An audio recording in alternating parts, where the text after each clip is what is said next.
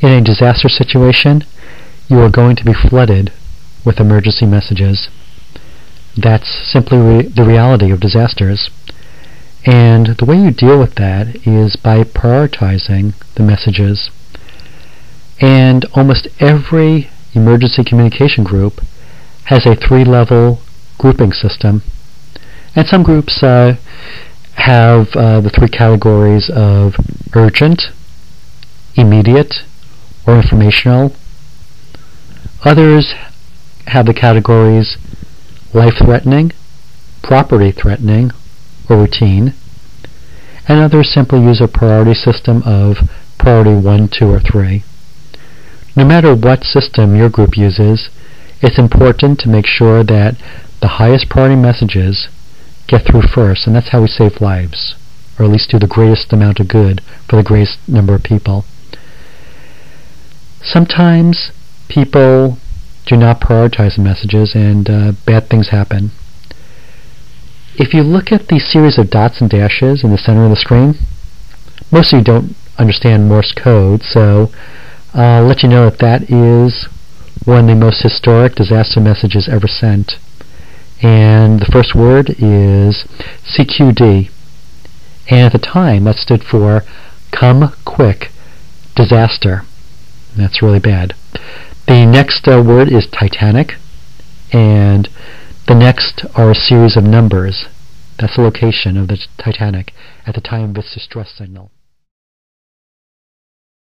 Now the question is, what happened on that day? We all know that it struck the iceberg, but it never should have struck that iceberg.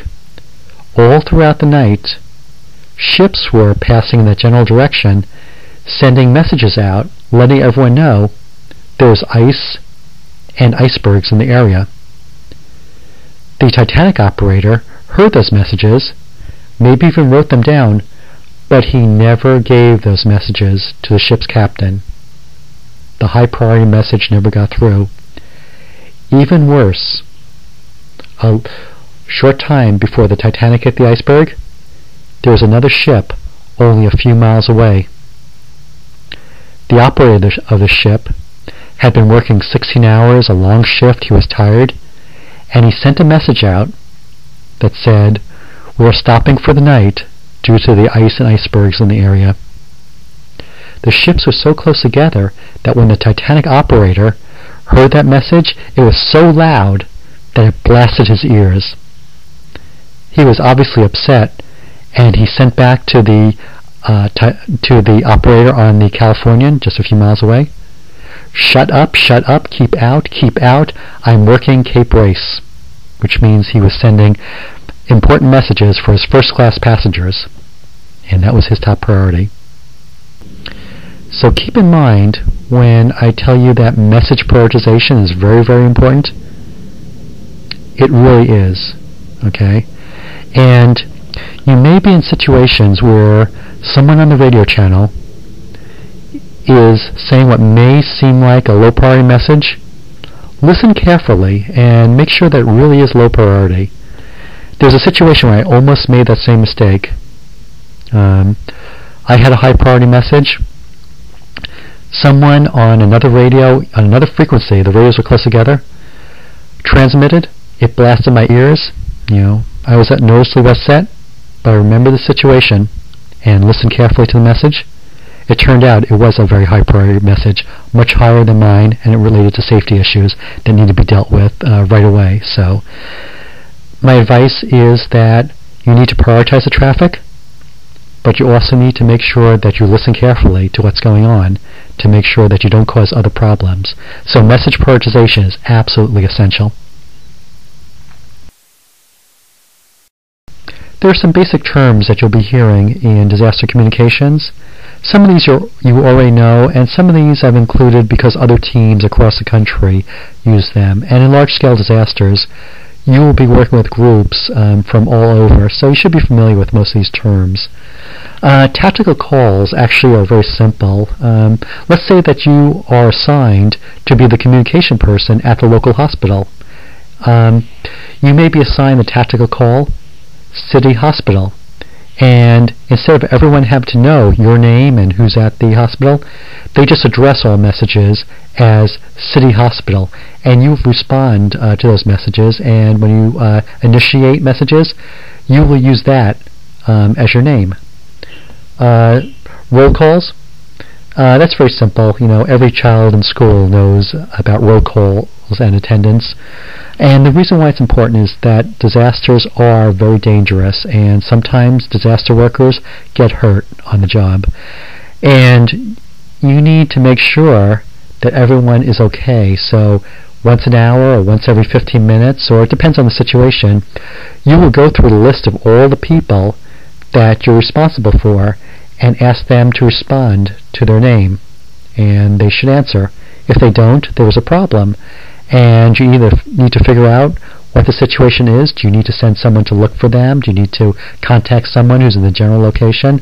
Safety is absolutely essential. So roll call is something that you will always be using in disaster situations. Check-in. As soon as the disaster happens, people will be checking in. They will get on the radio.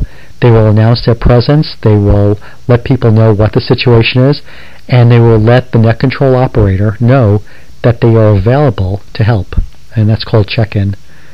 There's also some legal issues about check-in because a lot of safety coverage, a lot of insurance coverage happens from the moment you check in to when you check out. So there are legal issues about check-in. So make sure that everyone on your team has checked in. Net control, we've already discussed that. That is maintaining control over the radio communication, and it's that kindergarten analogy that we mentioned, making sure that one person talks at a time and the most important information gets through. The rest of the list are one-word terms because we need very efficient information, and these are responses to things that you'll hear on the radio. When someone says over after they speak, they are signaling that they're done talking and it's your turn to talk. Okay? Out means that they've finished the message and they're really not expecting you to continue the conversation.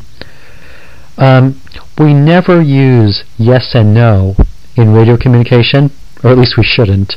The reason for that is a lot of times the radios are far apart, there's lots of noise on the channel, and short yes and no answers are very hard to hear. A lot of times they get misinterpreted because of the noise on the channel.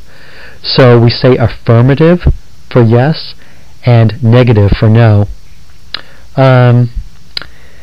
If someone wants to know whether the message is correct or not, we may respond with the single words correct or wrong if it isn't. If someone is talking on the radio and you have more information than they do, a lot of times after they've completed the message, you may want to get on the channel and say correction if you need to correct that message that they just sent out, because in disasters, a lot of times disaster situations change and things get worse. So there may be low priority messages going across at a certain point. If an emergency situation happens where we need to interrupt someone, as soon as there's a gap in the communication, there are three common ways we do that.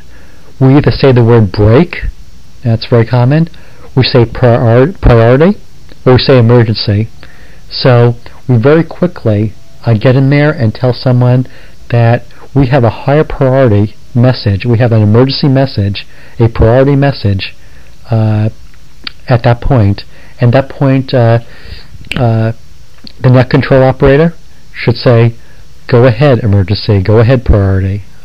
So that's how we get the highest priority messages in. So these are some common terms that you'll be hearing, and even though we don't use all of them in our situations, you should know them for when you're dealing with people coming from other areas.